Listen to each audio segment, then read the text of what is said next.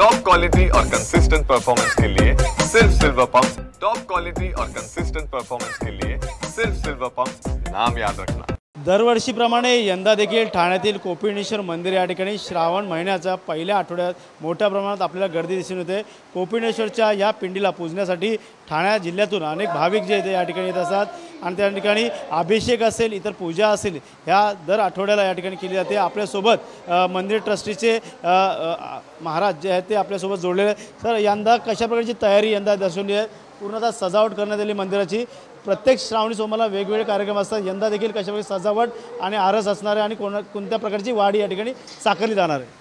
प्रतिवर्षाप्रमाणे यंदाचा आलेला हा जो श्रावण महिना आहे त्यानिमित्त कोपिनेश्वर टेम्पल कमिटी ट्रस्टतर्फे सर्व भाविकांना मी मनपूर्वक धन्यवाद देतो व इथे आलेल्या सगळ्या भाविकांचे मी मनपूर्वक स्वागत करतो। प्रतिवर्षाप्रमाणे जे भाविक लोक दर्शनासाठी येतात त्यांना दर्शन अतिशय सुलभतेने व्हावं या दृष्टीने आम्ही सर्व व्यवस्था, लाईन व रांगेची व्यवस्था आम्ही केलेली आहे व आज सकाळी पहाटे 4:30 वाजल्यापासून भाविकांची रीक सुरू झाली होती आणि त्याप्रमाणे सकाळपासून व्यवस्थितरित्या लोकांचं भाविकांचं महादेवाचं दर्शन चालू आहे आणि त्याप्रमाणे आता हा कार्यक्रम चालू आहे। तसेच हा श्रावण महिन्यानिमित्त दर सोमवारी वेगवेगळ्या प्रकारच्या वाड्या इथे भरल्या जातात। आता परवा चक्क्याची वाडी झाली, आता फुलांची आहे, नंतर फळांची वाडी आहे, अशा वेगवेगळ्या प्रकारच्या भाविकांतर्फे श्रावण महिन्यात महादेवाला वाडी भरण्यात येते व तो नंतर त्या वाडी भरलेले जे पदार्थ असतात त्याचा नंतर भाविकांना प्रसाद म्हणून वाटप केलं जातं। काय वैशिष्ट्य आहे या मंदिराचं? खास करून खूप वर्ष जुनं हे मंदिर आहे।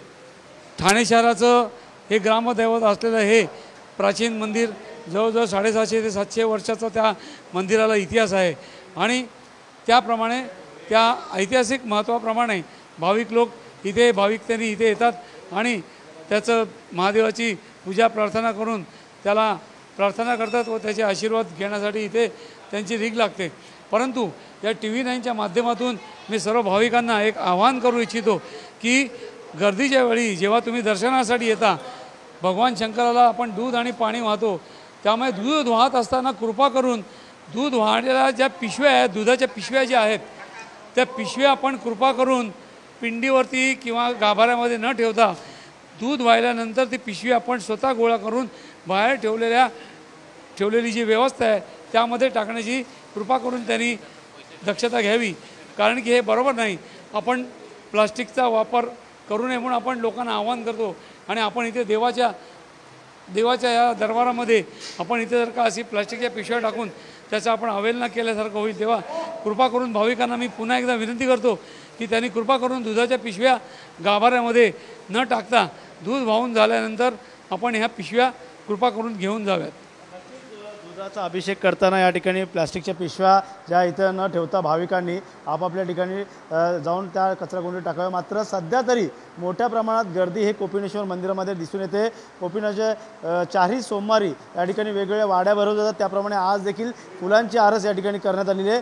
सर्व भाविकांना दर्शन घेण्यासाठी आजपासून जे ते मोठ्या प्रमाणात या ठिकाणी वेगवेगळे स्वरूपाचे सांस्कृतिक कार्यक्रम देखील ठेवण्यात आलेले आहेत। मात्र पाहायला गेलं तर या ठिकाणी जे महाराज आहेत सर्वच या मनोभावे पूजा करत असतात। मात्र आणखी काय कार्यक्रम ठेवणार आहे का त्यांच्याशी जाणून घेणार काय? तसेच कोपिनेश्वर टेम्पल कमिटी ट्रस्टच्या अंतर्गत ठाणे शहराच्या नागरिकांना हे माहिती असेल की जेलच्या इथलं जे शनी मारुती मंदिर आहे हे पण आपल्या कोपिनेश्वर ट्रस्टच्या अंतर्गत येतं आणि या कोपिनेश्वर ट्रस्टच्या या शनी मंदिरातसुद्धा भाविकांची भरपूर गर्दी सकाळपासून असते आणि संपूर्णपणे या श्रावण महिन्यात जवळजवळ 5 शनिवार आलेले असल्यामुळे पूर्णपणे फुलांची आरास 5ही शनिवारी करण्यात येणार आहे। तरी भाविकांनी सोमवारी कोपिनेश्वर मंदिर आणि शनिवारी शनेश्वर मंदिर जेलचा मारुती जे नावाने जे प्रसिद्ध आहे तिकडेही दर्शन घ्यावे असे मी सर्व भाविकांना विनंती करतो। धन्यवाद।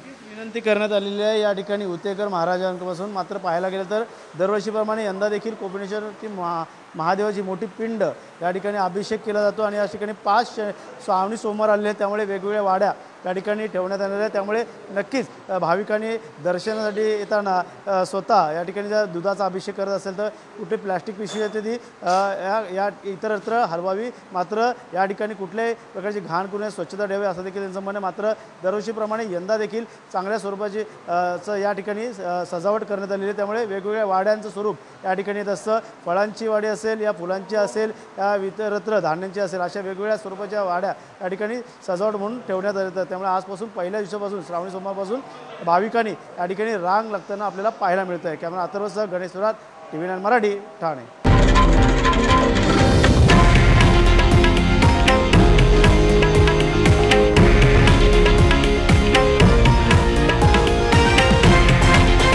हे आहे देशातील नंबर 1 न्यूज नेटवर्क आणि आपण पाहत आहात TV9 मराठी, एकमेव।